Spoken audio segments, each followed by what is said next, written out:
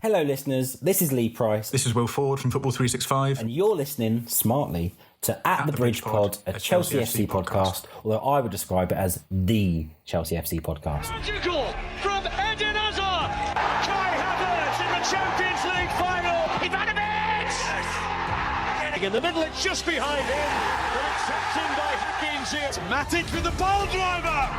Matic takes the net off. Hat-trick hero. Cole Palmer wins an epic, sensational game. It's time for another episode of At the Bridge Pod, your number one Chelsea FC podcast. Coming up on this episode, I went to Wolves Chelsea, Berth went to Spurs Chelsea. So which of Ollie and Chris is going to Qarabag this week? Oh, welcome back everyone to another episode of At the Bridge Pod, and I am your host Mike, and I'm joined in this virtual room roaring with lions because it's the OG3, it's Berth, it's Chris, Monday show on a Monday, and team. I'm going to go to Berth actually because he's not been on in a bit, so go straight to him. What was your moment of the weekend? First of all, just like to say a bit of a disclaimer. Thank you for your patience of not having me on. It's been a tough time at work, so I'm glad to be back. And it's good to hear your voices again. So it's just want to say, thank you to you two and Ollie for putting up with me and my absences of late. It's always a pleasure. So I went to Chelsea Spurs on the weekend. Oh, as a Chelsea fan, yeah. As a Chelsea fan, I was in the Spurs end. But as a Chelsea fan, I went there and, amazing day. Credit to where credit's due. Spurs have an amazing stadium. Their team shit, but their stadium is pretty unbelievable, to be fair. But yeah, it's great day. I got back very late, but I mean, watching your team beat Spurs, it's just unbelievable. You can't match it. Honestly, you can't. I think it's quite amazing. You went behind enemy lines for Spurs Chelsea. I was behind enemy lines for Wolves Chelsea. Obviously, Ollie's not on today because he's going to be in Azerbaijan as a Qarabag fan. I'm certain. He hasn't told us this, but I am very certain that's what he's doing to keep the trio up. That would be a very Ollie place. Yeah, to go it would. Azerbaijan. Where have you got? Oh well, I'm reporting on the ground here, so in the Qarabag home end. What about you, Chris? What was your moment of the weekend? I had a rare Saturday off. Last Saturday off now before Christmas. And I went in and helped coach the under-12s instead. So I just can't stay away. You just can't like stop. An addiction, I think.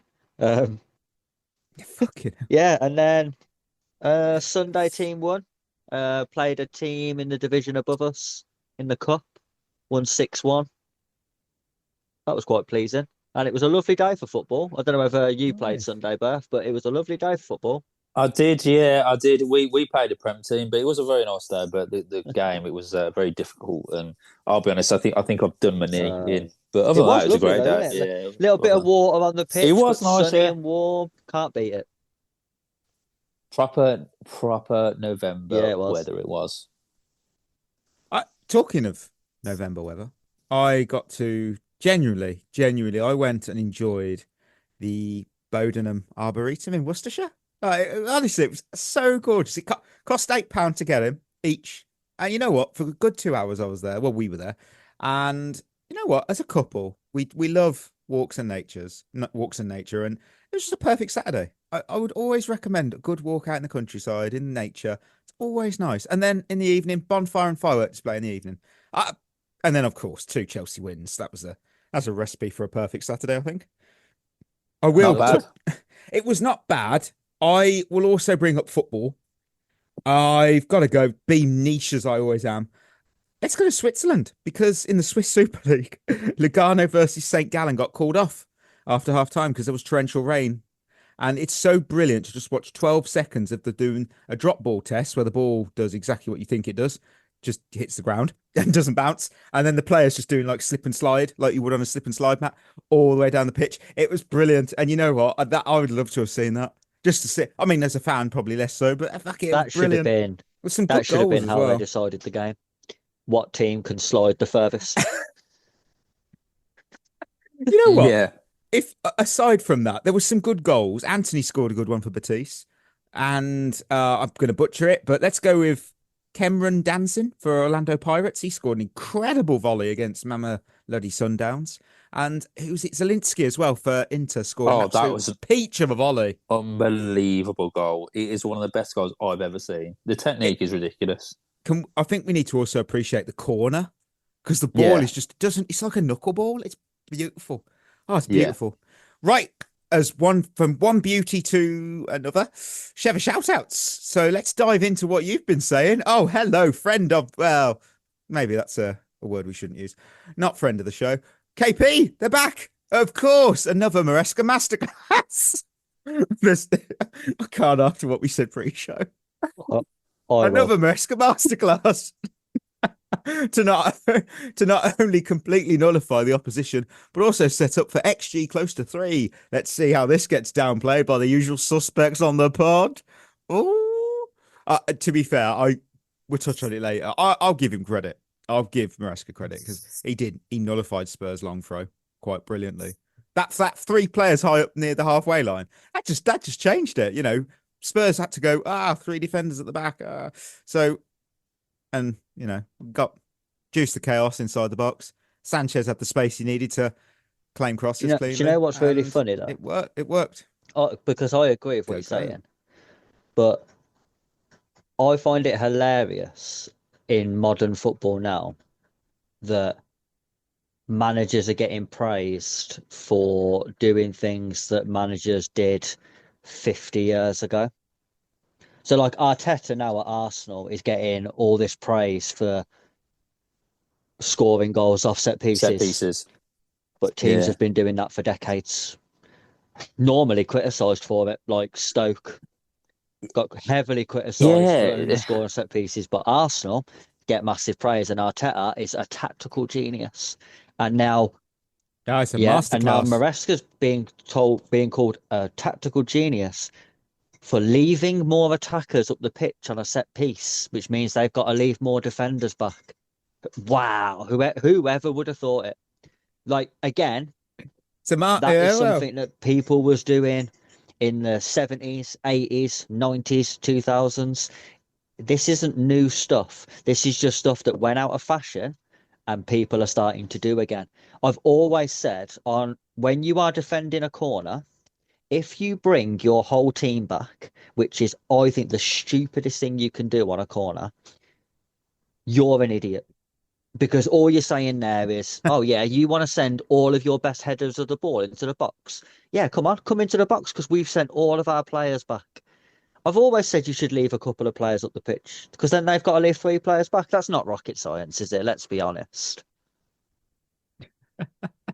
To be fair, it's one of those where I looked at it and would the approach that we did work every match? No, of course, that's not how tactics operate. You know, the best managers do adapt. They analyze what they see in front of them and they just tailor that setup accordingly.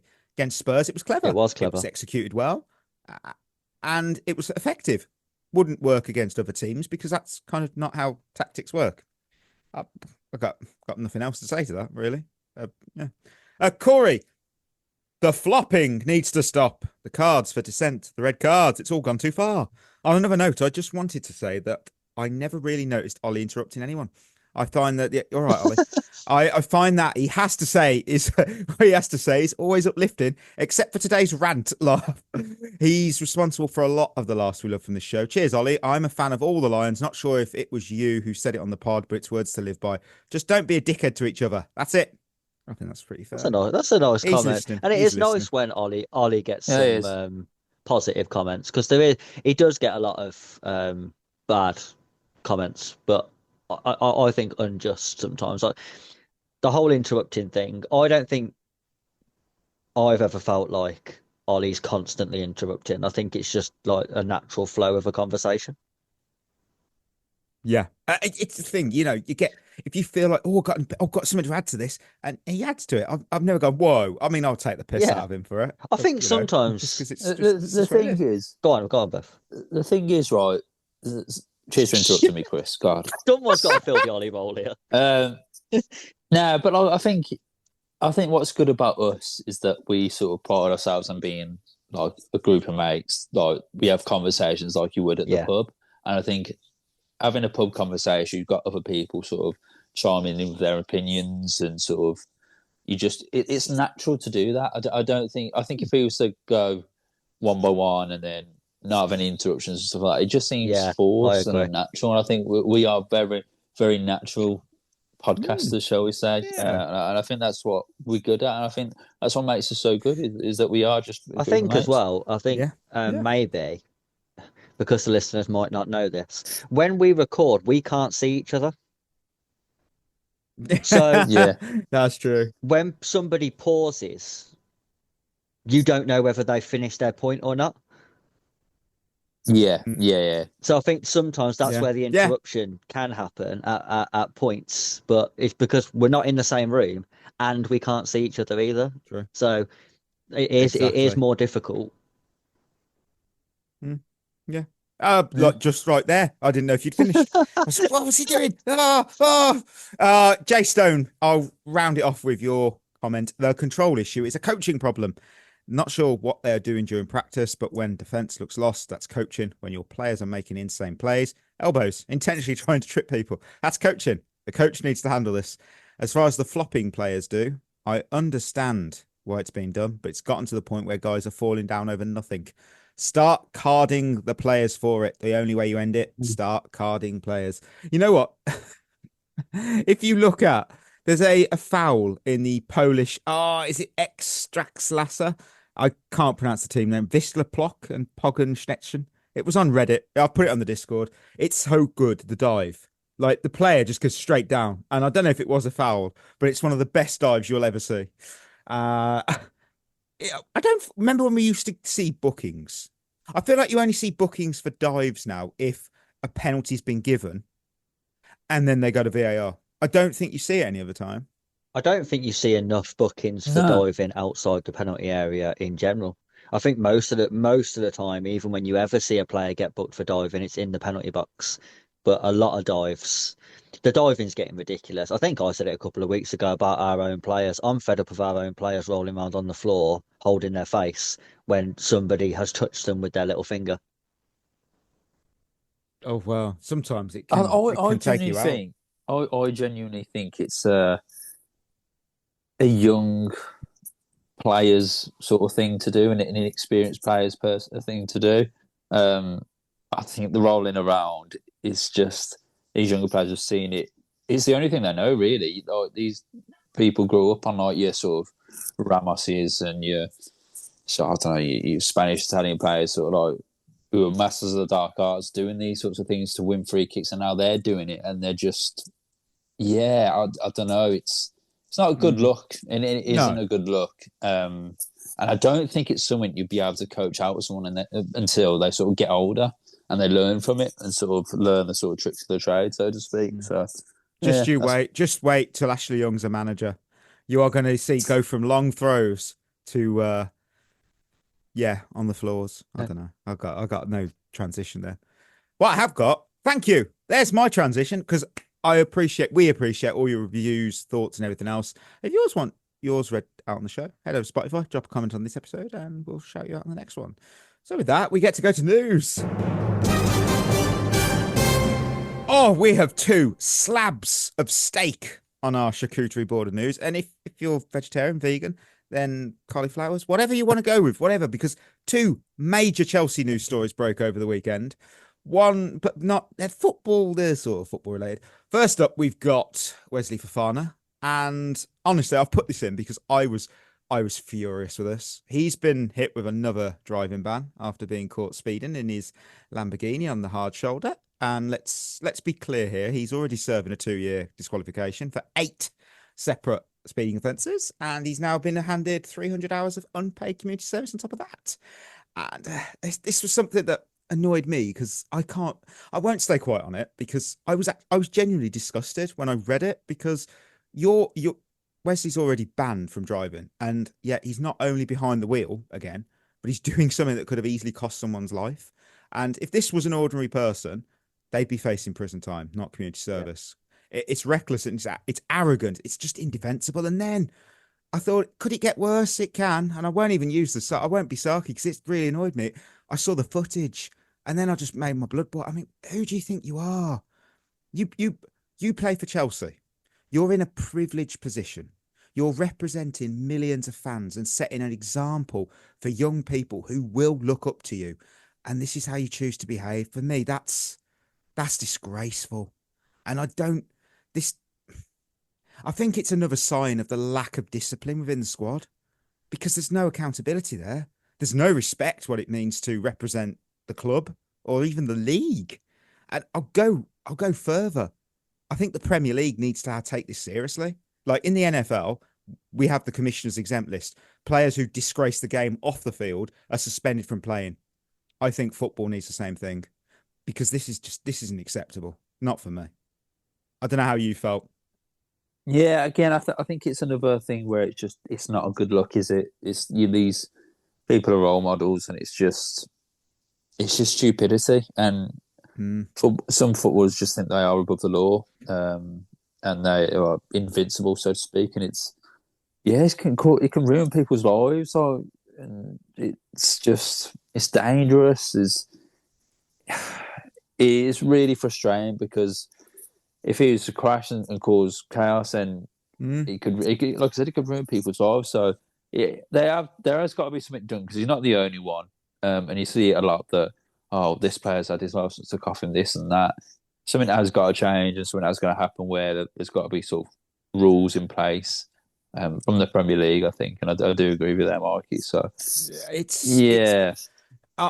if I was in charge at Chelsea, whether it's a director, a chair, whatever, I would genuinely, I'd take a stand and I'd hand a ban out for him from playing. I don't know on the length because I don't know how to judge it. I'm not in a professional position to decide that, and there isn't, unfortunately, a commissioner's exempt list equivalent in the Premier League. But I don't care how thin the squad is or how desperate we are for defenders. Wearing that badge should always be a privilege, not just a right. And I'm really tired of watching footballers in general abuse that privilege and just walk away with like a slap on the wrist just because they can kick a ball. I love the sport. Yeah. I love doing this show, but I also know that if you're not a footballer, you know it's seen different. It really frustrates me, and I think the league has to do better. Chris, what do you think? Yeah, I agree. I think this is society's fault though, because I think as a society now we put footballers, any celebrity really, we put them above the law because there's always people out there who will make excuses for them. I can absolutely guarantee you'd find somewhere online, you would find comments defending him. But he's driving without a license, speeding on the hard shoulder of a motorway, in a car that let's face it, goes too quick. And is really easy to lose control of. He's putting his own life in danger, which is an issue, but other people's. And I always think with things like driving offences, everyone who drives has sped at some point, has gone over the speed limit. There isn't a single person alive who can drive a car who hasn't gone over the speed limit. But when it's an excessive amount and it's reckless, I don't think people understand how it's not your life you're affecting. If you hit someone else, it's them, the innocent party, who are going to suffer. If you hit another car who is doing the speed limit and is driving sensibly and you cause them harm, it's a problem. I just think as well, people have got to stop making excuses for celebrities and trying to let them off the hook all the time just because they're in the public eye, just because you like the films that they make or they play for your football team. I don't care. Like, they're still humans, the same as everybody else, so they should be held accountable for the same things that normal general public would be. And people always trying to do my head in. Like, it's really not that hard. You've been caught speeding, you've been banned from driving, don't drive. It's not that difficult. It really isn't. You've got enough money for an Uber, mate. Yeah, that's true. That is true. It's very true. And now You think, well, where we're going to something positive, Mike. I wish I could. We now move to Mary Oh, Earps' don't. book because I said we would talk about it, and everyone's talking about it. And interestingly, everyone has the same view, which is always nice. So, in this said book, she discusses the Yashin Trophy winner, Euro 2025 team of the tournament, and Glamour's Woman of the Year, Hannah Hampton. And in said book, Mary, in regards to Hannah, said, I think we had different ideas of what being a teammate should be. I think there was a mismatch, a misalignment of values. And then another extract, Earps claims that Hampton's behind-the-scenes behaviour during England's Euro 2022 triumph often threatened to disrupt training sessions and strain team resources. And she then refuses to disclose any further detail on this. We don't need any more. And when Hannah Hampton was called up to play in some qualifiers, Earps said, I don't get it. And she said she told Sabrina Wiegman it's a qualifier match and bad behaviour is being rewarded. Honestly, from what we've seen, from what I've seen, the whole piece came across as very bitter. Like, what really stood out for me as well was that both Serena and Hannah have gone out of their way, had not spoke negatively about Mary Earps in public. And then you look at the Euros after, I think it was the Netherlands game. Serena was asked, obviously, about Hannah Hampton, why she was chosen as number one. Obviously, she got distributed. There's so many reasons why. And Serena just didn't even get involved, didn't get into the narrative. She could have, and she just went, I know what you're getting at. Both are world-class goalkeepers. What a classy, respectful answer from the manager. And even more recently, which I found interesting, Hannah spoke highly of Mary in interviews. Again, pure professionalism. And then by contrast, the excerpts we've got from Mary's book read like someone struggling to deal with competition for their place. And it feels defensive, unnecessarily personal. And it just lacks that grace that was shown by Serena and Hannah. And they've obviously, those two have handled the situation with class, while, in my view, tell-all books and exposing private conversations just serve to show case of lack of class and respect, in my view. Yeah, I think it comes across as very, very bitter.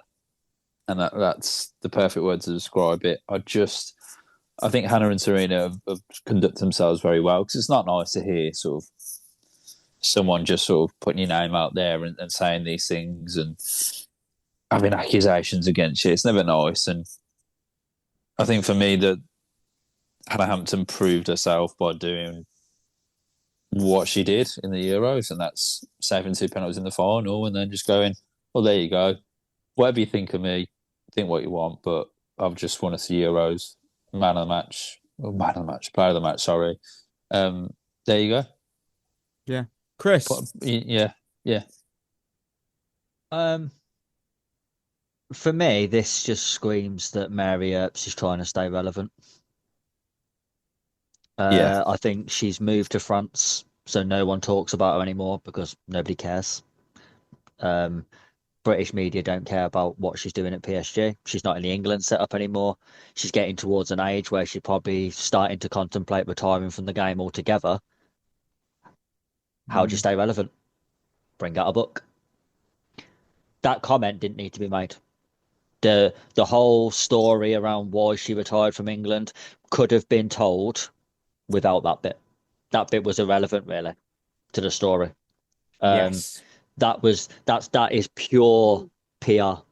They knew that was going to get a reaction, and it's going to put her back in the public eye. And to be fair to her, it has, because this is the most I've seen of Mary Earps since she won the Euros the first time. So it's worked, but I think it's horrendous to throw a teammate under the bus like that.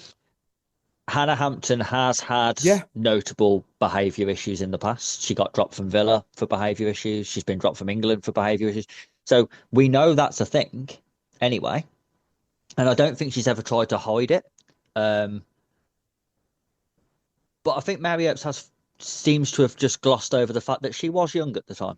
And young players make mistakes, and young players do have to be handled in a certain way sometimes, you know. And I think the comment of, well, you're rewarding bad behaviour, yeah, from your point of view, that's what it looks like. But from the coach's point of view, it's trying to get a player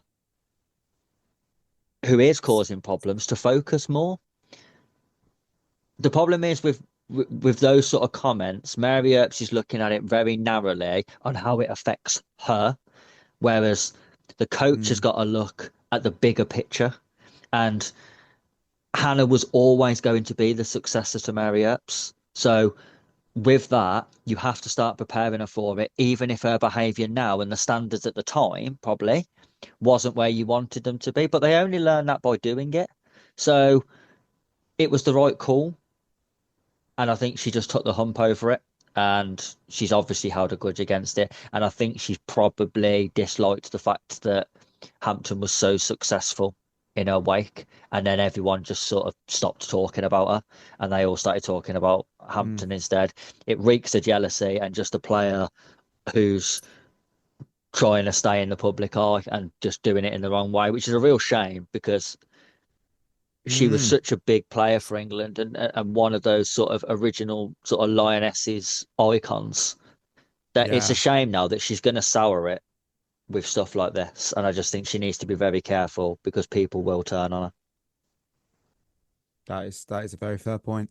So from news, we go to Kingsmeadow Corner because Chelsea women welcome London City Lionesses to Stamford Bridge, and it ended Chelsea women 2, London City Lionesses 0. Quick fire winners and losers. I went with straight easy 1-1 because I didn't need much more else to say. Wasn't the and I feel like I'm saying it a lot. Wasn't the best game. You know what, Chris? I'll kick this off and just say the Australian duo because credit where it's due. The Australians delivered. Ellie Carpenter opened her account with a really well taken goal. And what impressed me though with her wasn't the finish. It was just the movement because she read that whole situation perfectly. Timed her run into space. Sandy Baltimore whipped the ball across the box and she finished like she'd been doing it all her life. Beyond the goal as well, Carpenter's superb all game. I mean, solid defensively, aggressive in that press and just a constant outlet when she pushed forward. And then, of course, can't talk about the one Australian without the other. Sam Kerr, first goal back at the bridge since obviously that awful long injury layoff. Just classic Sam Kerr. She created it herself, you know, pure determination, pure Sam Kerr-esque. She just pressed that goalkeeper into a mistake, showing that trademark composure that we know she has to delicately chip it home. That's just world class. That's world class quality. And it's a reminder about when she's on it, she's one of the very best in this game. 2 Aussies, 2 goals, and you know what? They showed what top level mentality is for me. Absolutely. Yeah. Couldn't agree more. Yeah, I've got what were your winners from the game, guys? Because that's literally what I came away from. I only really had the same, those two. Yeah, same. It was so hard. It was one of those games where it was won by 2 moments of quality. The opening goal after 6 minutes, really well worked and finished, and then Kerr rounded it off with a brilliant individual finish.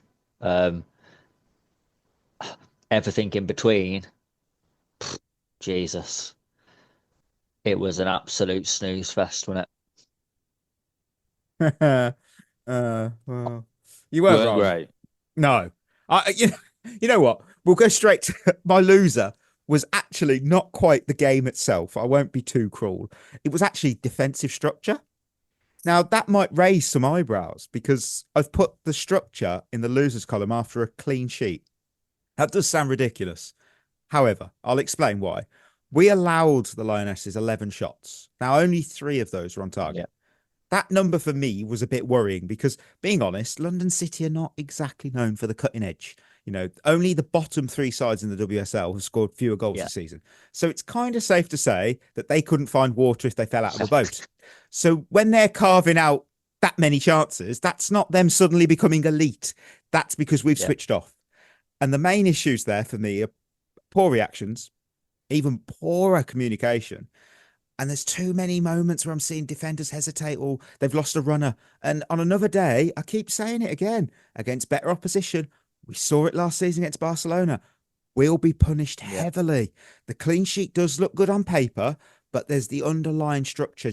We need to sort that up. We need to tighten it up. And these are sloppy habits that creep up on you later in the season against the elite teams. And I think Sonia, she's not naive. She knows that we can't afford to let this continue. We've conceded, I think, 3 goals this season in the WSL. So it's the best record. But again, let's reduce that shot number, please. That's what I'm taking away. Fair enough. Anything else, guys? Nah, it was like he was playing in second gear for the whole game, to be honest with you.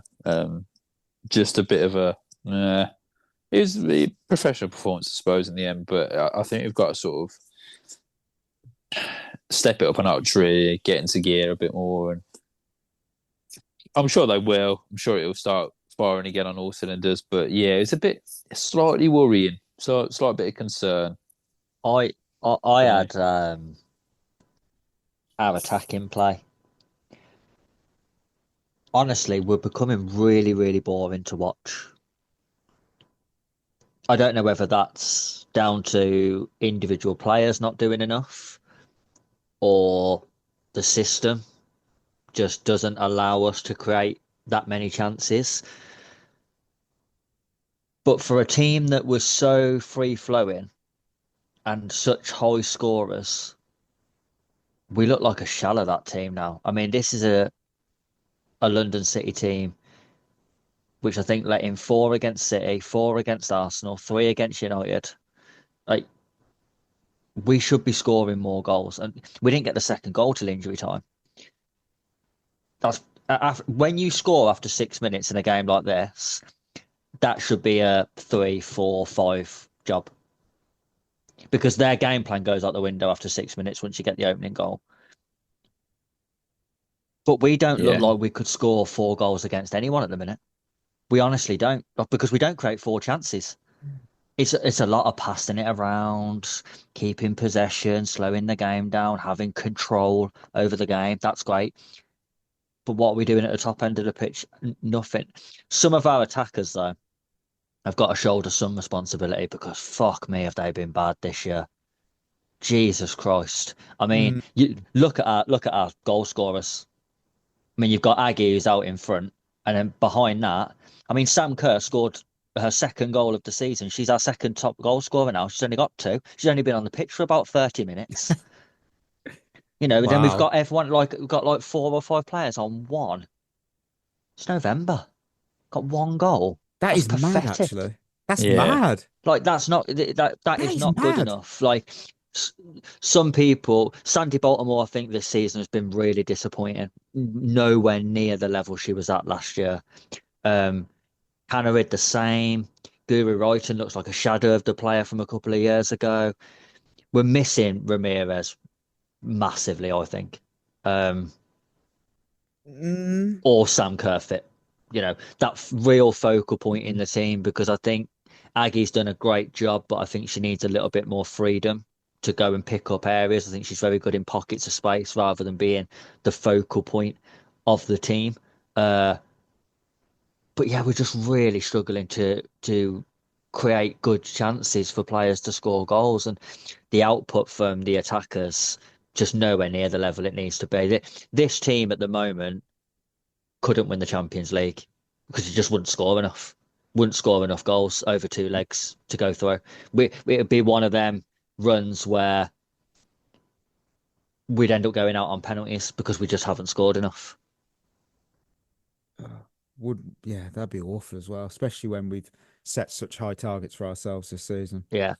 We shall see how it goes. And it's time to head to winners and losers, because we took a trip to the Tottenham Hotspur Stadium to take on Spurs. Tottenham Hotspur offered all the bite of a deflated balloon. Booed off after another joyless night against Chelsea, it's their 5th straight loss to the Blues. London is certainly blue.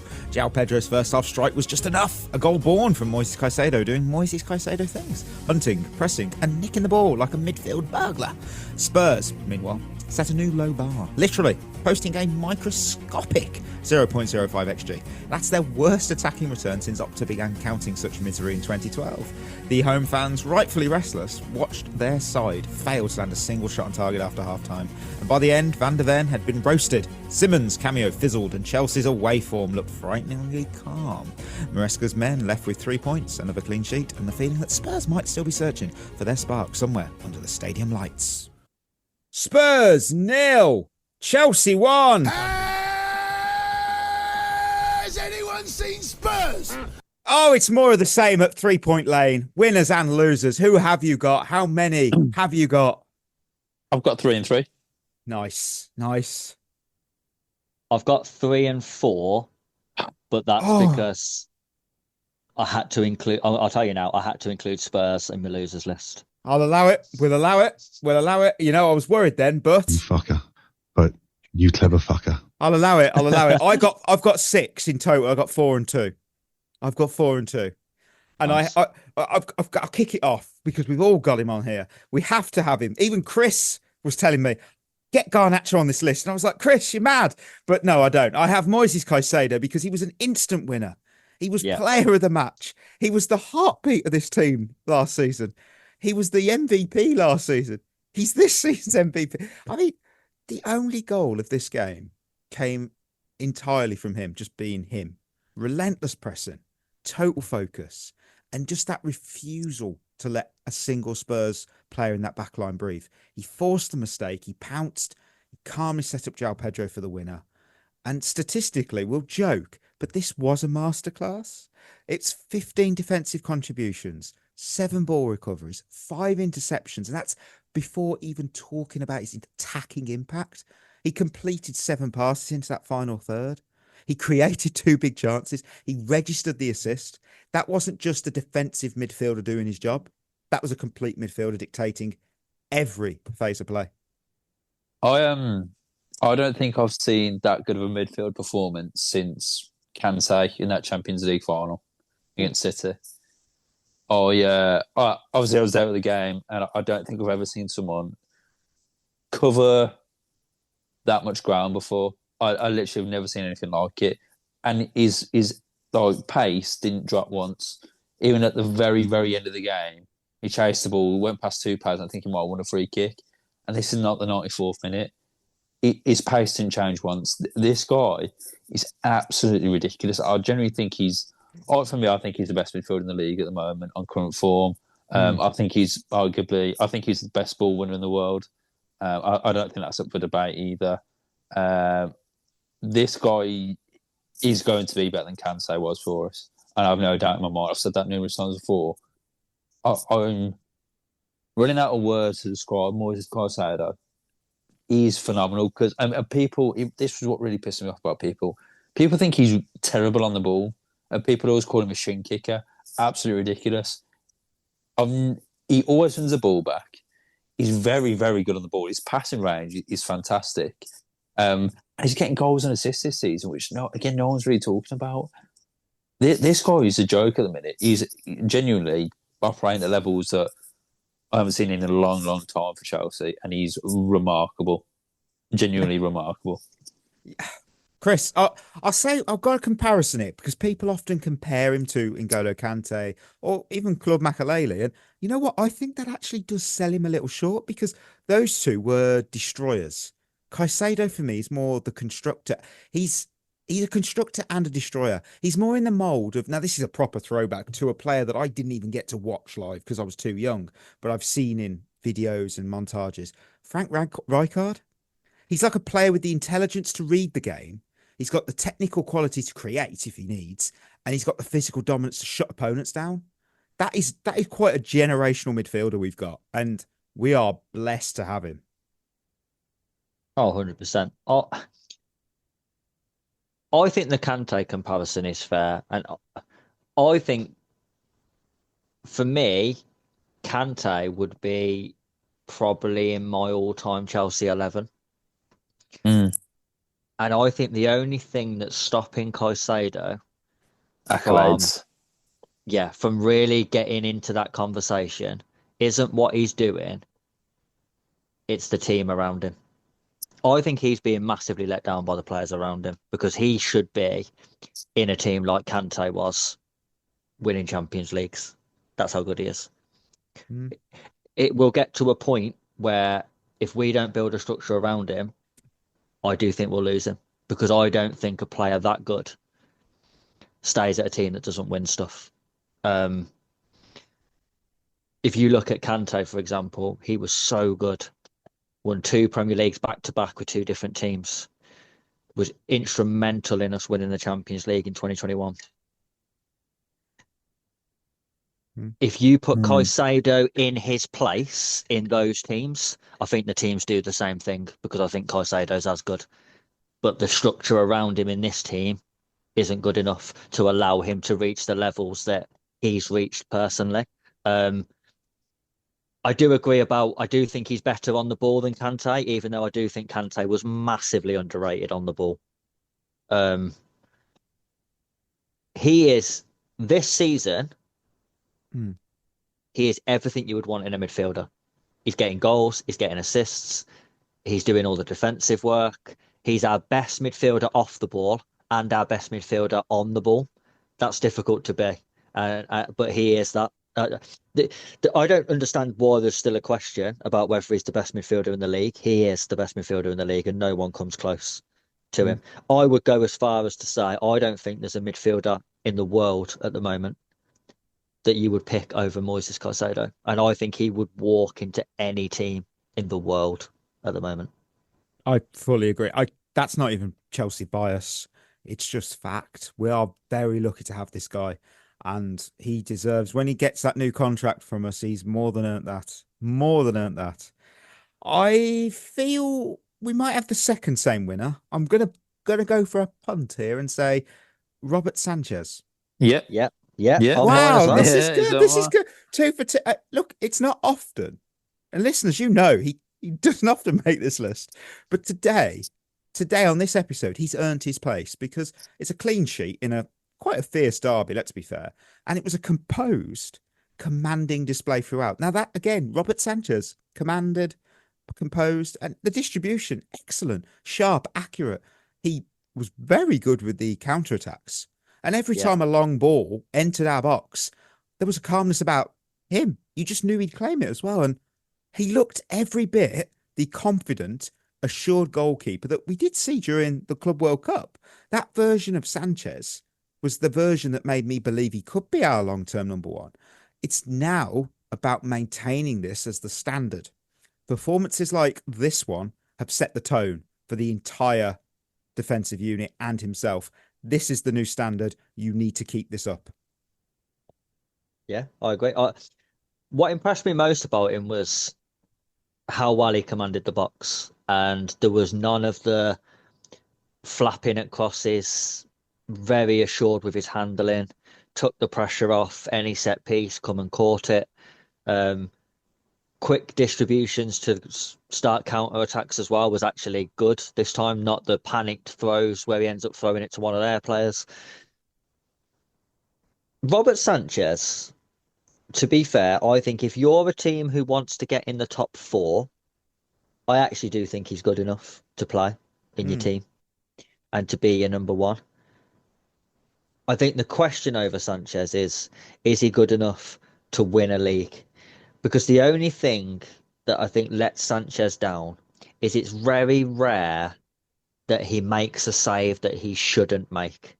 It's very rare that he'll make a match-winning save that you think he's got no right to keep that out.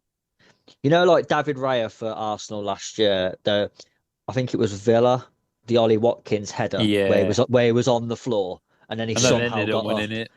Yeah. I don't think you see Sanchez do that. And I think that's what stops him from being like a real elite keeper.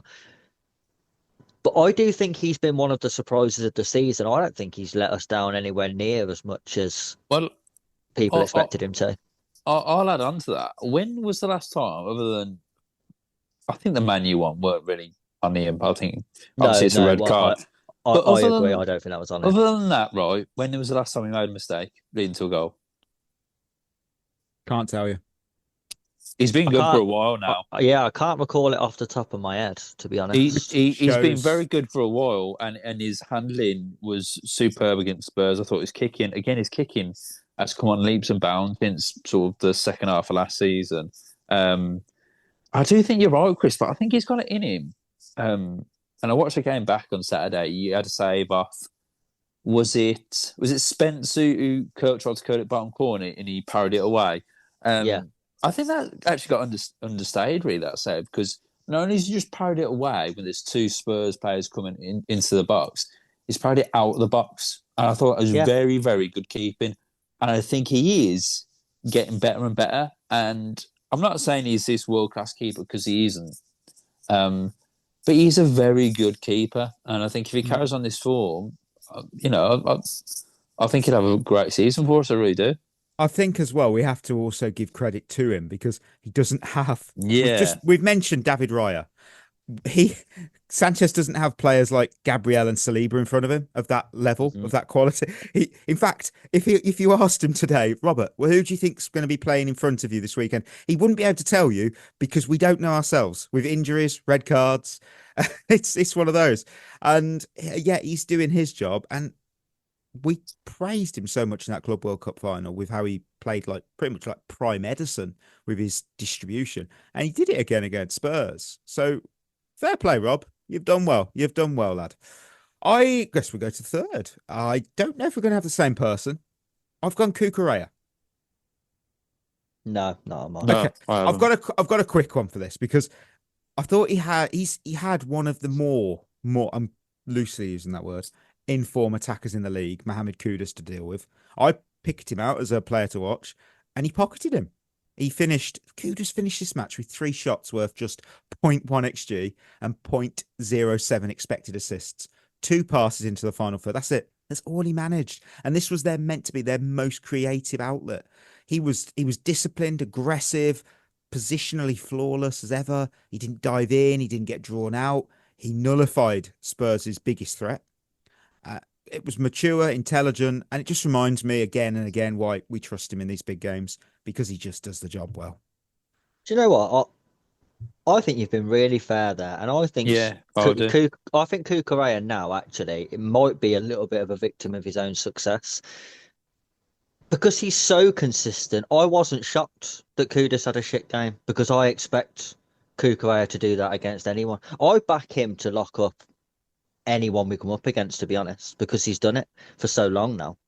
He's been so consistent that I think you're right. I think it's fair to bring him up because I think sometimes players who are as consistent as he is, sometimes you just look at it and go, well, that's a standard Cucurella. He wasn't really good because we don't see him when he's really shit. That's just how he plays, which I do think he's another one, a bit like Caicedo. There isn't a debate. He's the best left back in the league. He is the best left back in the league. And I don't think anyone comes close to his level of consistency and the fact that most games he plays like 4 different roles. Exactly. Chris, who was your third winner? Enzo Maresca. Same. Yeah, I like it. So I thought tactically it was spot on. Yeah. Stopped Spurs from creating anything. The most comfortable I have felt watching us defend in a long time. I thought Spurs could have been there for 2 weeks and not got a goal. And we mixed up our attack, which I thought was really important. Like we just said, when Sanchez caught the ball and Spurs had overcommitted, we went quick, fast counter-attack. And then when we won possession in other thirds of the pitch, it was more controlled and don't give the first pass away and allow them to counter. So it was more measured. And I think mixing it up like that is the right thing to do. I think you can't always play counter-attack because teams will cotton on, and you can't always play control because you won't create anything. And I think we got the balance right between when to counter and when to just slow the game down and control possession. Created more than enough chances to win the game more comfortably, and I think when missing chances becomes a regular occurrence, as I've said in the past for many managers that we've had, I think it's a coaching problem. But when it happens in a game like this, quite an isolated incident where we've created so many really good chances to score that should be goals and they've missed them, I don't think that's on the manager. I think that's on the individuals in the moment, not taking their chances. I think he's done his job in terms of setting the team up to create the chances in the first place. Couldn't really fault us on the day. I don't think we did anything wrong off the ball or on the ball. I thought it was near perfect. Yeah. If you wanted to see a tactical plan work perfectly, he served it up against Spurs. It was precision. You know, our press wasn't just aggressive; it was surgical with how we did it, and clearly Maresca had identified Spurs' weakest link in possession. That was that. You know, I'm not the only one. I've heard it on other shows. Kevin Danzo, we built the press around. God, how bad was it? Well, we isolated the press around him. So every time the ball went to him, we swarmed, we forced errors, we forced turnovers, and we generated 5 chances directly from those turnovers. The Spurs created nothing. That's not luck. That was elite level preparation that we hear Maresca's good at. And what made this a winner performance for me, for Maresca, was the adaptability. Because he didn't just send the team out to press. He custom built that press, that setup for this opponent. And you know what? I think we're like a bit, we don't like it, but Reece James in midfield, it meant we added extra composure, extra steel. And then the ball progression, right where Spurs were weak. Chris just said perfectly. We looked structured. We looked intelligent. And no one was like, oh, we could get caught here. We didn't worry because it was so done in every phase of play. And you know what? Fair play, Enzo, because it showed your maturity as a Premier League manager. It wasn't, you know, we hear the one-size-fits-all philosophy that many accuse him of. We've done it as well. Where's plan B? But he adapted, he tailored, and he problem-solved against this Spurs team. And I'll be honest, they looked awful. They probably are awful, but we made them look even worse. And our season, we have a lot of consistency and leadership issues. We know that. But it weren't on display here. And that blueprint that was put out worked perfectly. And it looked every bit of the foundation that could build a top team. I'm really happy with my manager. Berth. Yes, my third winner. Totally agree with everything you just said, by the way. I think tactically we got it absolutely spot on against Spurs and we didn't give them any chance at all. And I think Chris said it earlier, I've never felt so comfortable watching a Chelsea game in all my life because I just knew they wouldn't score. My third and final winner is Reece James. Thought he was incredible, to be honest with you. It's so good that he's fit and he's been fit for a while now. Composed on the ball.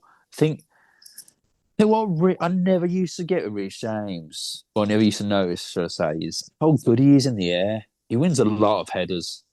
And I don't think people realise that. He's so good in the air. Strong, quick, perfect right back. But he's also really good in midfield. I think he's matured now as a captain. I think you look at how he plays the game and how his character is on the pitch. I think it has changed and matured, and he looks like a captain now. And you look at him, and he looks like a leader. Whereas I think a couple of years ago, I think the jury was still out on him. But I think for me, he was phenomenal. He's an absolute beast, and he didn't give the ball away. He just locked everything down. Really, really good performance. And even with that Bentancur tackle, I think maybe a couple of years ago, he could have reacted to that and sort of left one in on him afterwards. But no, he just sort of got on with the game. I think that's a good sign for Reece James going forward. Have we all pretty much done our winners? I've done winners, yeah. Yep. Okay, well, that means only one thing. For it, we head to good old losers. Why do I not have that? Oh, there it is. Oh, 2. I got 2. Chris had 4. Berth had 3. I won't go straight away, so I'll go straight to Chris. Who was one of yours that weren't Spurs?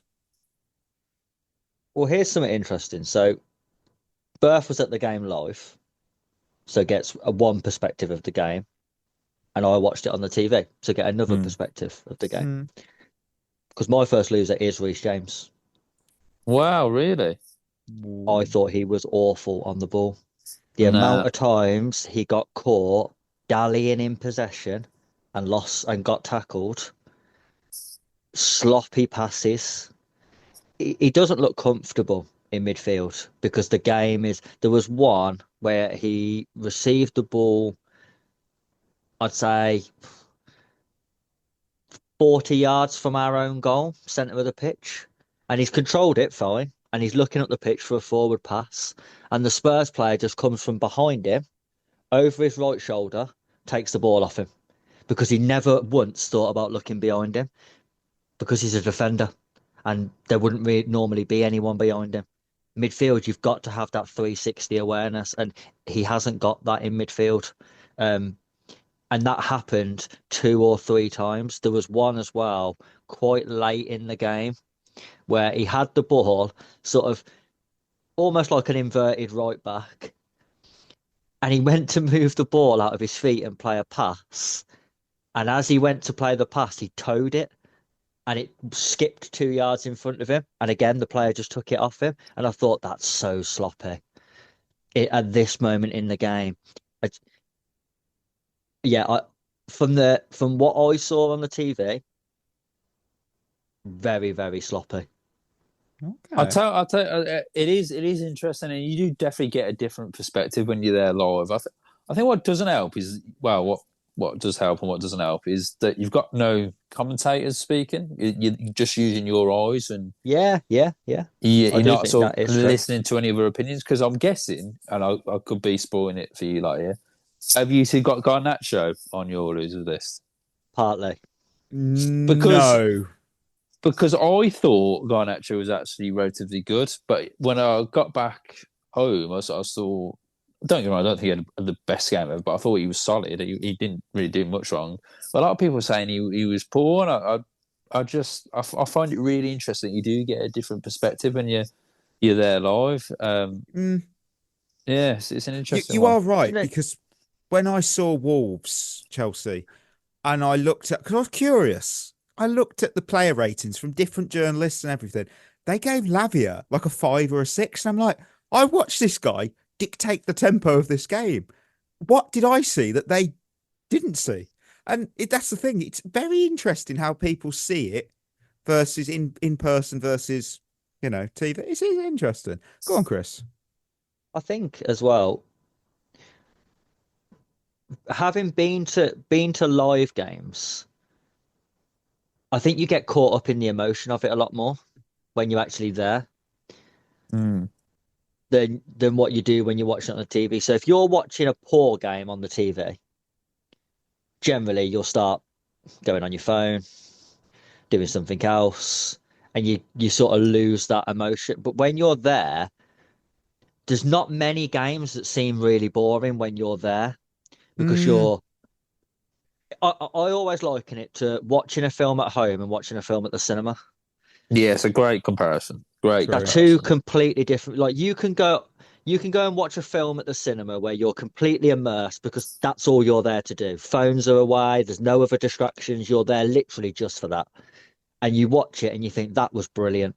And then you watch it at home and you're like, man, it's all right. It wasn't as good as the first time.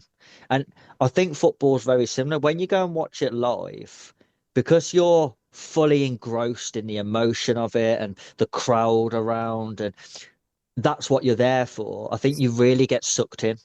And I think when you watch it on the telly, you're a little bit more laid back in a way and not quite as involved, and you can look at it a bit more calculated. So it's weird, but when you're there, you do see players more because you can watch who you want to watch rather than who the telly are showing you. Yeah. Yeah, fully agree. I'll park my first loser still. I'll go straight to birth. Who's a loser? Xavi Simons. Yeah. Right. Oh my God. Can I just say, worst player on the pitch, and it weren't even close. People moan about us signing Garnacho over Xavi Simons. I'm telling you now, Garnacho is twice the player that Xavi Simons is. He's terrible. He looked so out of place. He looked weak. He looked like he didn't want to put the ball in the box either. Every time he was around the edge or near the byline, just passed it back. And it was, obviously it was in a Spurs end, so I kind of got all their frustrations because they were fuming with him. And when he got took off, he was getting applauded, but it weren't like, well done, you put in a shift. It was sarcastic, good. Yeah. I'm glad he's been took off. That's not a good sign. That is a real bad sign. I'll tell you what, Berth, you wouldn't have seen this, but on the TV, when Bergvall got injured, and they was bringing him on, the camera panned to him, stood there waiting to come on, and I Honestly, he looked like someone who was going to work in a factory on a Monday morning. I have never seen someone so unenthusiastic for coming on a football pitch. Gonna play for Oh my God. Spurs. He looked genuinely in a mood about coming on after 5 minutes, like, oh, for fuck's sake, I can't believe this. I thought I was getting the day off. And then he came on and played like it. Yeah, he was bad. Wow. Bloody hell. You know what? Talking of one bad thing, I'll go to my first loser. Officiating. Well, honestly, where do we even start? I mean, the game somehow ended 11 versus 11. That, I felt, was a crime. I think both Rodrigo Bentancur and Enzo Fernandez should have been seen straight reds for their challenges. VAR reviewed both and decided yellow was fine. For me, that was baffling because both of them are red card challenges. I think they really are. It just adds to that growing frustration around Premier League officiating for me. The inconsistency for me. I mean, consistently, they were inconsistently consistent in this game. But it's that lack of accountability. And it's kind of almost, I kind of get the impression that it's the sense that decisions are being made on vibes rather than the actual laws, because you can't help but wonder if the officials didn't want to spoil a spectacle. The job is to enforce the rules, and I didn't think they did. I think that Bentancur's challenge on Reece James was horrible, and I think Enzo Fernandez for his. You look at that. If someone had sent both players off, I don't think anyone would go harsh. You know what's funny? I think Enzo Fernandez's was worse than Bentancur's. I agree with that. I'm not disagreeing. I think Bentancur's is low enough for it to be yellow on the leg for it to be a yellow. I think any higher, red. I think he gets sent off. Wow, but I think and I think if the ref had sent him off, I don't think they would have overturned it. But I don't think they overturned the yellow because he was so low on Reece James's leg. I think any higher, they probably would have done the review. I don't know how Enzo Fernandez stayed on the pitch when he has caught him in the knee. It's not a nice one, is it? When you look at it back, it's so high and so dangerous and so stupid from him, by the way, that you think, I don't know how you've watched that on a replay and thought, yeah, that's fine. That's the shocking bit, because I look at it back.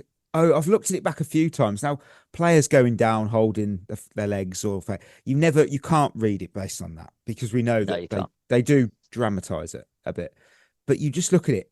He doesn't win the ball. The ball's going in a different direction, and it's a clean catch. It's just, I was really shocked when they went, "Oh, it's going to VAR. It's been cleared." I'm like, wow.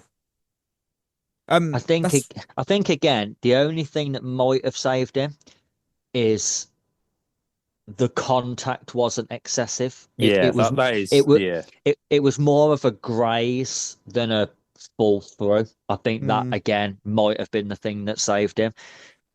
But you are right. I mean, both of them could have been red cards, and I don't think anyone would have moaned. Yeah.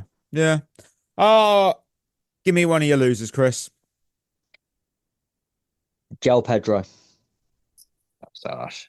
Got to go. What more do you want? Well, I've got a question for you before I go into why. Who was our striker last season? Nicholas Jackson. Yeah. And what was the one criticism of Nicholas Jackson? Didn't score the goals that he got chances for. Missed too many chances. Yeah.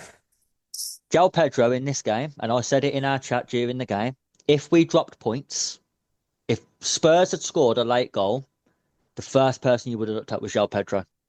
The chances that he missed in this game was criminal. His performance against Spurs was Nicholas Jackson.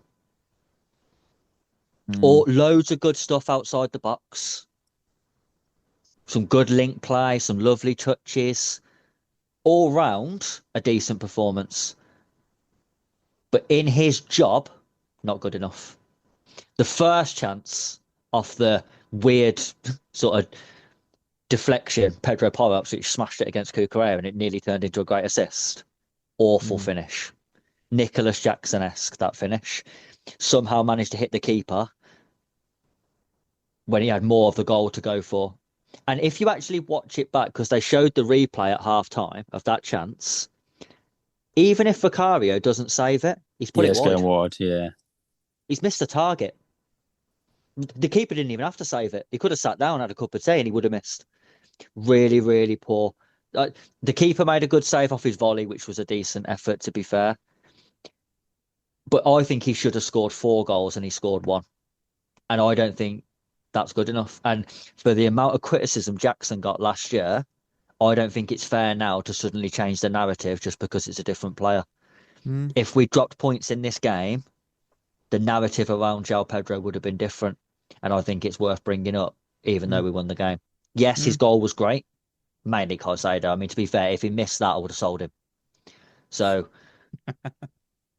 but again, it just reiterates the fact that we do not have a goal scorer.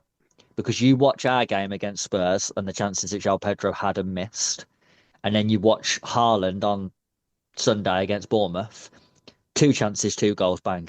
Yeah, but I don't think it's fair to compare anyone to that, bro. But No, Yeah, it's definitely not fair to compare João Pedro to Haaland. But what I'm saying is that will be the difference between. I'll tell you what. Teams. I think if we had Cole Palmer playing Saturday, we would have won 4 or 5 now.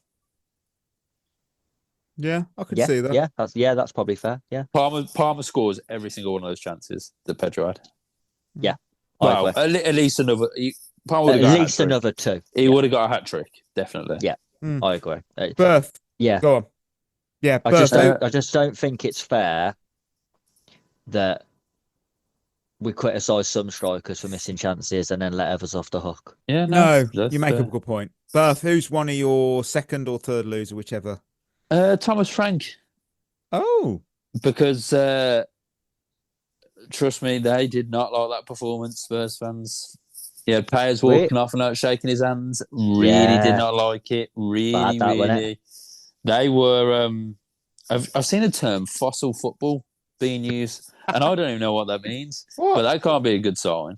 And I like Thomas Frank. Obviously, I hate Spurs, but I don't mind Thomas Frank. But yeah, not a good sign. And I thought the subs he made. I think he got outclassed by Maresca. Basically, I mean, it wasn't a masterclass performance, but he got outclassed definitely. Didn't have any chances really. Looked poor, defensively poor. Subs are poor. Spurs are poor.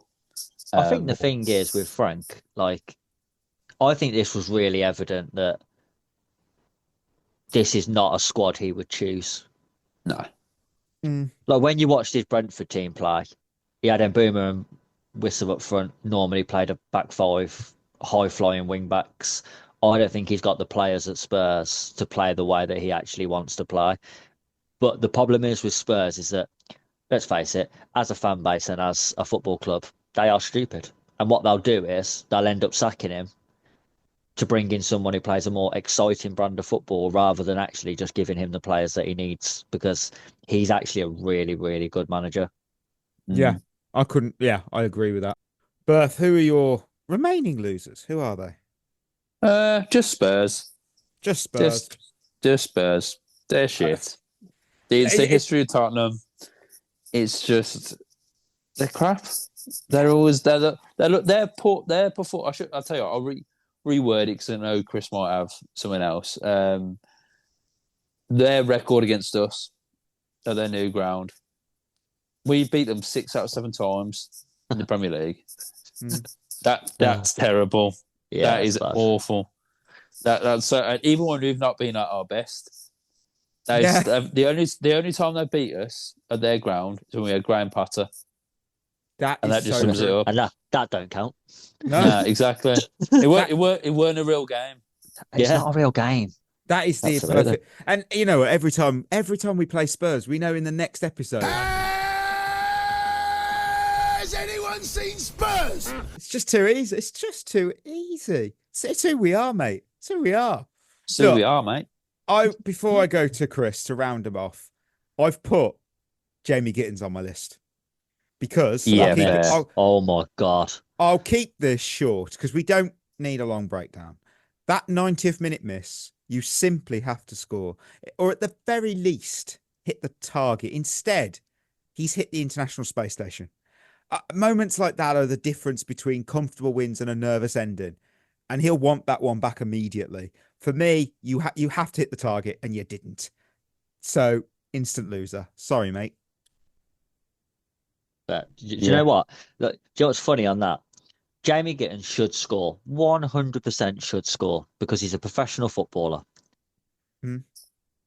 But there's a thing that you talk about from a coaching point of view called pass appreciation.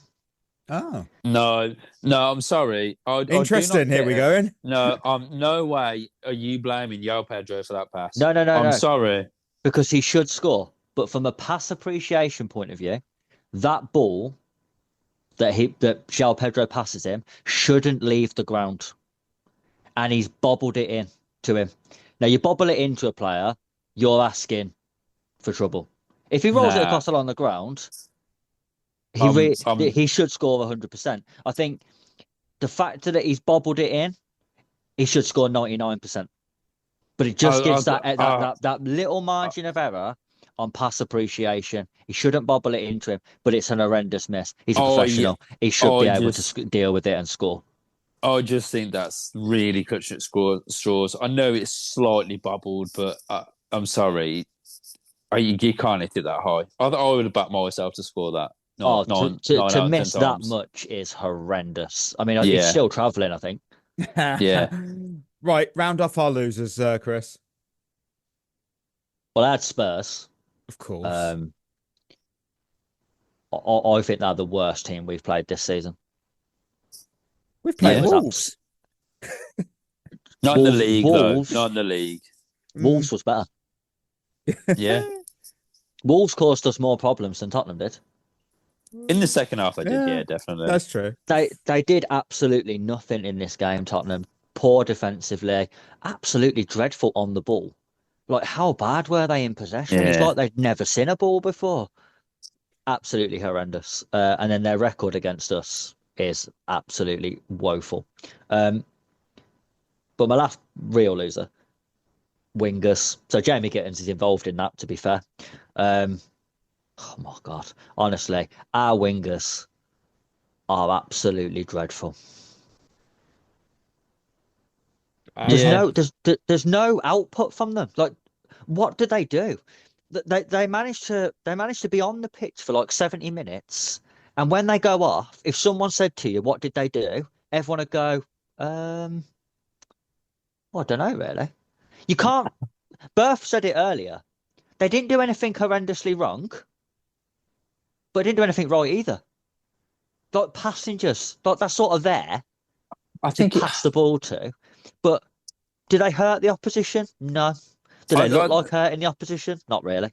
Oh, yeah. I get what you're saying. I'm not going to disagree with it too much, but again, I think being there live and watching it, I definitely get a new appreciation for Pedro Neto because he gets up and down and he just track back, and he is rapid. He's absolutely as a wing back then. No, I know. Be a fullback. But he does always to get at the fullbacks, which is something I will say, and he can go both ways. Garnacho, I think he does get into good pockets of space, and I think his movement is very good. I think his touch lets him down a lot of the time with Garnacho, but I think actually he's a lot quicker than you think he is. And I do think, especially from a side-on view that I was getting, you do kind of appreciate they didn't not their own product, that there was nothing there. They didn't really create anything, and I'll hold them hands up and saying that. But I do think, yes, it's a real difficult one. I get what you're saying, Chris, but I also don't agree with it. But I do agree with it. So, yeah. I just think, like, again, we're looking at a bit like I said with Robert Sanchez. I think if you want to finish in the top four, they're fine. They're fine. If you want to push on and win leagues, you're not winning a league with these wingers. You're just not. Like, I think the frustration is that Estevar's coming and been very good. Yeah, I mean, how he isn't playing, I swear to God, honestly, if he wasn't as young as he is, he'd be knocking on the manager's door saying, how the fuck am I not playing ahead of these? They are fucking garbage, mate. Like, Pedro Neto this season has got 2 goals in 10 games. 2. That's good for our wingers. Well, that sums it up, doesn't it, really? You know, Garnacho, 1. Great. Brilliant. It's November. I would expect them to get 2 in a game. Look, but but if they're getting 1 in 10, it's not good enough, and it's not even like they're really exciting to watch, and they're hurting the opposition, or they're constantly going past players and putting dangerous balls into the box. They don't do that either. They're just sort of there. Like Pedro Neto works incredibly hard. You can never ever fault his work rate. But you've got to do something when you're on the ball. You're an attacker. If you work really hard and you can run up and down the pitch, go and play right back. Yeah. I see where you're coming from. That's where 10 years ago, Pedro Neto would be a right back because he's not good enough in the opposition's half to play as a winger. And I think one of the main reasons why our centre forwards generally struggle so much is because the output from our wingers is so shit. I think when you look at it and you're like, Jackson's first year, when he actually did all right and got like 13 Premier League goals or whatever it was, that's probably the best performance we've seen from a Chelsea centre forward because of what Cole Palmer was doing on the right. So everyone was worried about him. So it opened up space then for your centre forward. But now they can worry about the centre forward and think, who's that over there? Garnacho, leave him. Yeah. Should we double mark him? No, you're lucky if I mark him at all, let alone double. I just think we've signed a lot of wingers, but we ain't signed any good ones. Except Esteval, who I think is brilliant, by the way. I agree with that. Right, for the first time ever, we get to hear who our Discorders winners and losers from the game are. So if you want yours read out on our next show, sign up for our Discord. It's free. It's not going to cost you a penny. In our episode description, the link is. And this was a suggestion from a member called DeFreezy. So I just thought, you know what?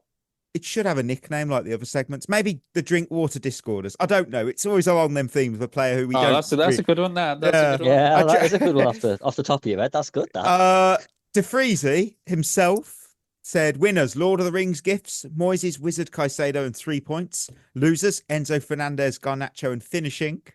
So interesting, the Garnacho's on there. Party Paul, winners, Reece and Moises, and losers, Argentines, Spurs, and Spurs. I'm guessing. Oh yeah, Bentancur and Enzo. Didn't think of that. But Bentancur's Uruguayan, isn't it? Oh, yeah. Oh dear. Oh no. He's on about Garnacho and Enzo Fernandez. Oh no, I'm gonna have to hide away from that. Sorry. Emojis won't hide away from here. Shrug. I've gone with shrug because it's who we are, mate. 3 Point Lane. Nice. I'm going to go with the round of applause. Oh, lovely. I'm looking now. I don't want to go for the bottle because that's just obvious. Oh no, I'm panicking now. Right, spare me a second. Oh, it's all right. Got all day. You know what? I've got I'm going to go for a tooth emoji because they were toothless. Spurs. Yeah, good. Well played. So, Lion of the Week. Let's look what we had. I had Esteval. Ollie had Reece James, and the wheel went Enzo Fernandez. That Reece then? Out of everybody, Ollie's got to win that. He has to. I think so. Who's man of the match? Actual Lion. Caicedo, yeah. It's foolish. No one picked him. So that means, of course, because it's match preview time, we are having a quiet one. We're taking on Qarabag in the Champions League. The scoop is they are first in their Premier League. 6 wins, 2 draws, 1 defeat. 13th in the Champions League with 2 wins and a loss. Recent form, 4 wins, 1 draw, no losses. Do not sleep on this team. That's what I'm saying. They've beaten Benfica, beaten FC Copenhagen. Well, that's straight away. Best team in Denmark. They've played their league game at 1 p.m. on Halloween. So they got an extra few days resting. And they are certainly the surprise team of this league phase. Mikey, don't be stupid. Oh yeah, come on. I'm setting us. I don't want us to ever underestimate a team again. We never do that. We should never do it. Treat everyone. Win this game 4-0. We should. But Leandro Andrade, he's the right winger for Cape Verde, and he's been one to keep an eye on. I'm not going to knock it. And the last time Qarabag beat Chelsea was never. We are 2 for 2 with a goal ratio of 10-0. So we've got to keep this. Got to keep this well. Lion predictions. Who's Esteval. not suspended? I'm going with Esteval early. And if he doesn't play, if I see the lineup and he isn't in it, I'm not watching the game. I'm gonna go for you. You think he'll start over Delap? Yeah. Wow. Delap will get sent off again. The wheel has gone for Mark Yu. Okay. Oh, Fair play. Wheel and Berth on the same page. Wheel and Berth are on the same page. Oh, I suppose I can't go Gu. I'm not going to Mark go Yu Gu. hat trick loaded.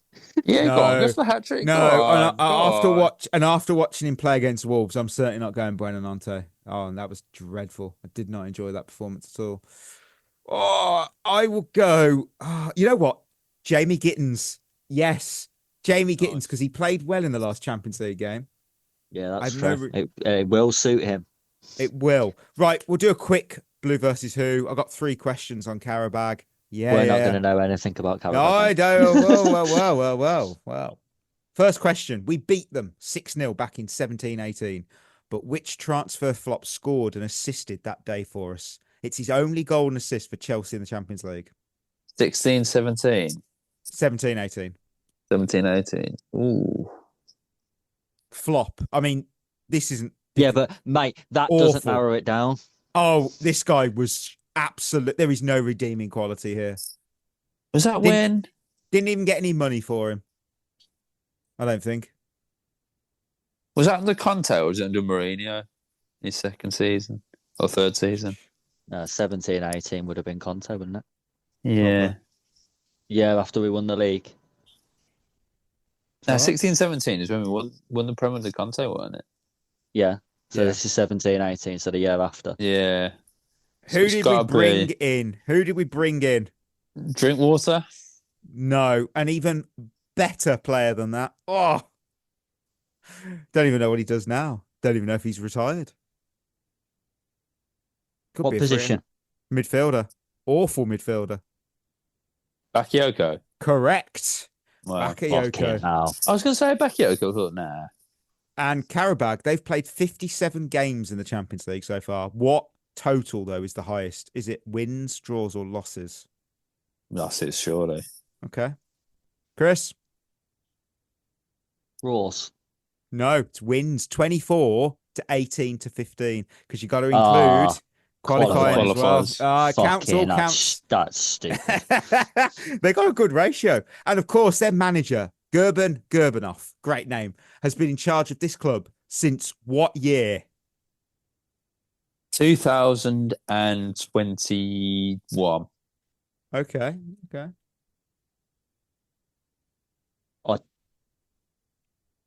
1995. Wow. 1995. I mean, you're wrong, both wrong, but Chris was closer in a sense because it was the same year that Avram Grant took us to the Champions League final, 2008. So I was Madness. So there we go. Let's have a quick look at Quaresma's questions. What have we got on my good old little spreadsheet? BN Taylor, what do you guys make of Maresca's subs in the game? Good, yeah. I thought he got everything spot on, so I can't really. I would have liked to have seen Esteban a bit earlier, but no, I think he's pretty faultless when it comes to subs. I think Tosin is actually a dodgy one. I agree. Again, I thought the Tosin substitution was weird because I don't know why he's got this weird obsession with disrupting the back four when it looks comfortable. When we're controlling the game and we don't look like we're panicking defensively, he keeps changing the back four, which I think is odd. And Esteval had to come on earlier. I would have brought Esteval on before kickoff. I will round it off with Casper because I like this one. Has Sanchez been one of our most consistent players for the season? I recall only one fuck up. We couldn't even recall that.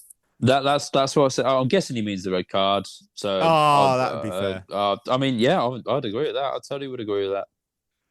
Chris, He probably has actually been the most consistent. I think that the issue with Sanchez though is that I do think he has been consistent, but But between you know like what's coming. You know what's coming as well, don't you? You know he's going to drop an absolute clanger at some point. yeah, and like so Caicedo's been like consistently a 9. Kukureya's probably Yeah. been consistently an 8. Mm, Sanchez has been consistently a 5 to a 7. okay. You know what I mean? So he like average, but consistently average. I think as a keeper, though, I don't think that's bad. No, I don't think that's bad either. I think it's probably what you want, actually, isn't it? Yeah. Yeah. I mean, I can't. Even that red card, it's a rush of blood, isn't it? That's yeah. It's not on him. It's not on him, that red card. No, there's other things wrong with that. Yeah. Yeah. You know what? Because I'm a selfish bugger, I'm going to move to the I game. eat arse. You a fan? Oh, I'm partial. No. I just meant you're a fan of the flag. Oh, sorry. Sidwell stamp collection. I've got to do it. We haven't done it in a while, and they just, you know what? They just play.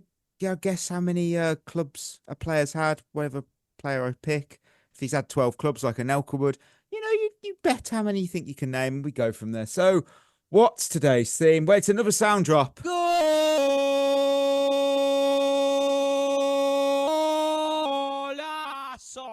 Each player today. I could really do without listening to that ever again in my life.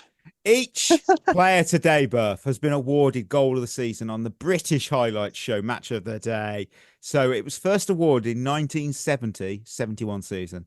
So with that, I will start with the first ever winner, Ernie Hunt. 9 clubs. I'm messing, but I did some research, and he went on loan to the LA Wolves whilst playing for Wolves. I was like, I like that. That's cool. That's niche. Might be useful in a pub quiz, listener. Remember that. Ernie Hunt went to LA Wolves whilst playing for Wolves. Remember that. Well done as well for saying Ernie Hunt without messing up as well. Yeah. Coming from me, that is a real gold badge. Right, so the first player up is Paolo Di Canio, the winner of the 99-2000 season award.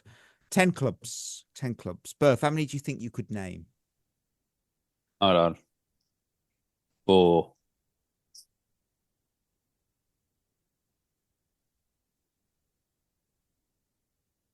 Hello? Yeah, I was just waiting. We're just waiting for you, man. I can't really play the Jason Cundy alarm for this. I thought it was one where Chris says like 5 and then he Yeah, it was. He asked you. Yeah, I've first. given you the chance. Yeah. Yeah, I said 4. Oh, I said okay, 4. okay. Oh, okay. we well, didn't hear that. Oh, No. I said Didn't hear 4. that. I said Jason- 4, and then everyone went quiet. I was like, what? The Jason Cundy alarm. And Chris has Berth's bottled it. He's got 0. Right, Chris, Oh, yeah. can you name more than 4? 6. What? I've scribbled Not even- six. not even I've gone scribbled down here. 5.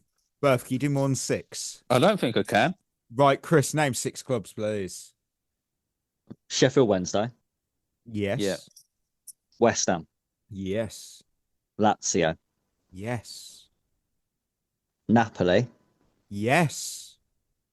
AC Milan, Yes. Juventus. Oh, 6 for 6. Chris is very good on Italian players in Serie A. Well, he had a lovely. He went Lazio, then Tonana on loan, Juventus, Napoli, Milan, Celtic, Sheffield Wednesday, West Ham, Charlton, back to Lazio, retired at Cisco Roma. Don't know who Cisco Roma are, to be honest with you. I do not remember him at Charlton. I do Yeah, I actually. remember. Yeah, Yeah, I remember, that's yeah. proper old for one season.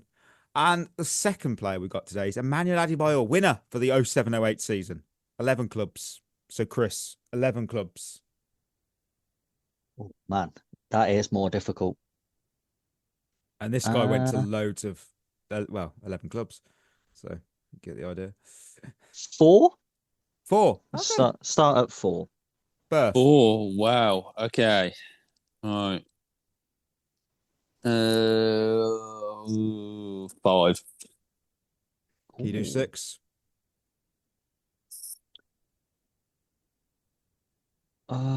Yes. Wow. Yeah, Berth. you know what, Chris? Go on then. Go on then. Let's hear them. Arsenal, Yes. Manchester City, 2. with the best celebration ever. Correct. Real Madrid, 3. Yeah. Yep. On loan. Tottenham, 4. Crystal Palace. 5. And didn't Arsenal sign in for Monaco? Oh, he's Yeah. done it. 6. Well done. It went Mets, Monaco, Arsenal, City, Real Madrid on loan, Spurs on loan, Spurs permanently, Palace, Istanbul, Başakşehir, Kayserispor, Olympia, and ended his career at Samasi. Don't know who they are. I don't know who they are. No. Now, this is a good one. Finally, to win it out, though Chris has won 2, but he could get a hat-trick here. Glenn Johnson, winner for 08-09. 6 Fucking hell. lovely clubs. 6 lovely clubs he played for. I You're reckon- 6. I reckon. He only played for 6. He only played for 6 clubs. You know what? I reckon I could name all 6. You know. Wow. Yeah, I'm got to name all 6 then. Go for it. West Ham, First club. Yep. Chelsea, Yep. Portsmouth, Yep. Yep. That's 3. Liverpool, That's 4. Stoke. 5. Then, if I'm not mistaken, he went on loan to Millwall. Oh! Wow. Well done. Berth, you have nailed it perfectly. Absolutely much. nailed it. Well Well played. That is a great point. I mean, you lose overall, but that is a great point. I've won the fans over. Yeah. That's the main thing. The streets won't forget that performance. They No. really won't. That No, was an adult to rat performance. That was. In fairness, I think I'd have got them except the Millwall one. I don't remember. Yeah, that. I was when I was doing it myself. I was like, I have no idea he played there. Don't even have a memory of it. Fair play. Well, listeners, we're at the end of the episode. Thank you for tuning in. And before we go, don't forget, proudly part of Head in the Game, the mental health charity in football, sport, wellbeing, and community. Find out more at headinthegame.co.uk. Treat yourself well. We'll be back Thursday. We're going to talk for our winners and losers from Qarabag. Loads of winners. I am certain of it. So until next time, that will be us. Signing off. You've been listening to At the Bridge Pod, a Chelsea FC podcast. Follow us on Twitter and Instagram by searching for At the Bridge Pod. And if you're listening on Apple or Spotify, leaving us a review is always appreciated.